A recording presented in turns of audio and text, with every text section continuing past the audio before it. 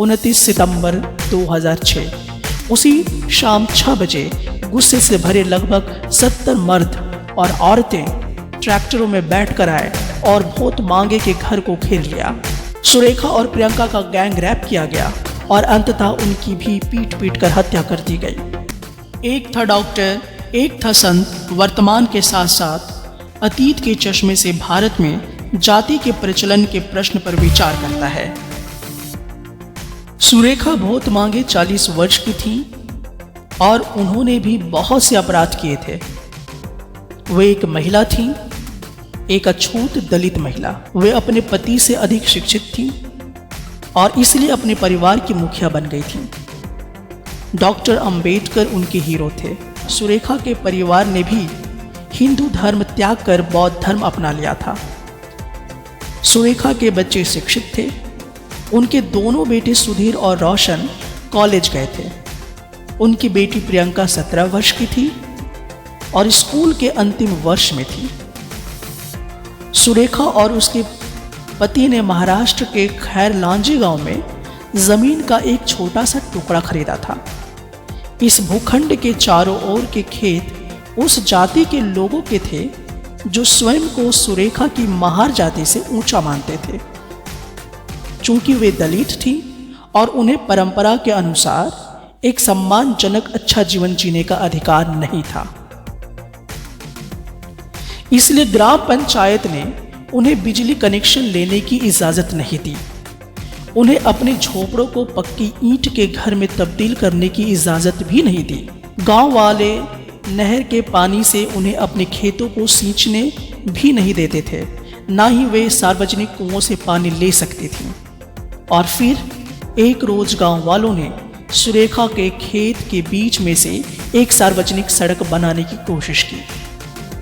सुरेखा ने इसका विरोध किया तो गांव वालों ने उनके खेत में अपनी बैलगाड़ियां दौड़ा दी। सुरेखा की पकी हुई फसल पर गांव वालों ने अपने मवेशी छोड़ दिए। सुरेखा झुकी नहीं। उन्होंने पुलिस में शिकायत दर्ज कराई, लेकिन पुलिस ने कोई ध्यान नहीं दिया।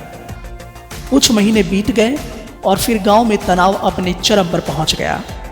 उन्हें चेतावनी देने के लिए गांव वालों ने उनके एक रिश्तेदार पर हमला करके उसे अधमरा कर छोड़ा।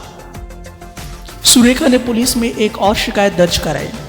इस बार पुलिस ने कुछ व्यक्तियों की गिरफ्तारी की, लेकिन अभियुक्तों को तत्काल जमानत पर रिहा कर दिया गया।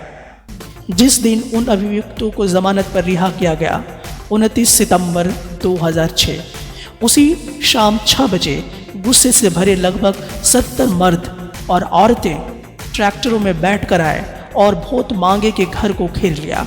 सुरेखा का पति भैया लाल उस समय खेत में काम कर रहा था। उसने जब शोर सुना तो वह घर की ओर दौड़ा। एक झाड़ी के पीछे छुपकर उसने भीड़ को अपने परिवार पर हमला करते देखा।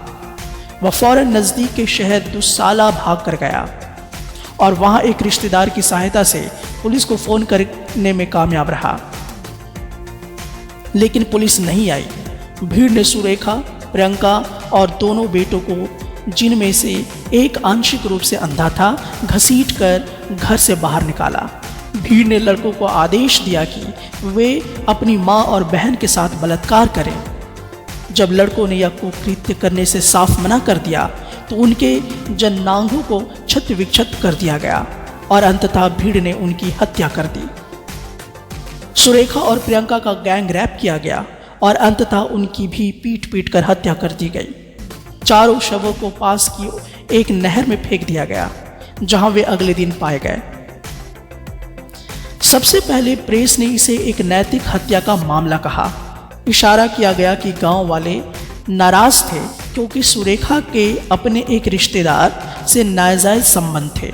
दलित संगठनों के विरोध के बाद न्याय व्यवस्था को मजबूरन अपराध का संज्ञान लेना पड़ा। नागरिकों की तथ्य खोज समितियों ने बताया कि सबूतों के साथ कैसे छेड़छाड़ की गई और उन्हें कैसे तोड़ा मरोड़ा गया। जब निचली अदालत ने अंततः निर्णय सुनाया, मुख्य अपराधियों को सजाए मौत सुनाई गई, लेकिन अनुसूचित जाति और अनुसूचित जनजाति अत्याचार निवारण अधिनियम लागू नहीं किया गया। न्यायाधीश महोदय का मानना था कि खैर लांजी की सामूहिक हत्या के पीछे बदले की भावना थी। उन्होंने कहा कि बलात्कार का कोई सबूत नहीं मिला और हत्या के पीछे कोई जातीय कोण भी नहीं था। जब कोई न्यायिक निर्णय पहले अपराध के कानूनी ढांचे को कमज़ोर कर और फिर मृत्युदंड दे, तो ऐसा करके वह यह आधार दे देता है कि ऊपर की अदालत उस सज़ा को कम कर दे या फिर उसको बिल्कुल ही समाप्त कर दे।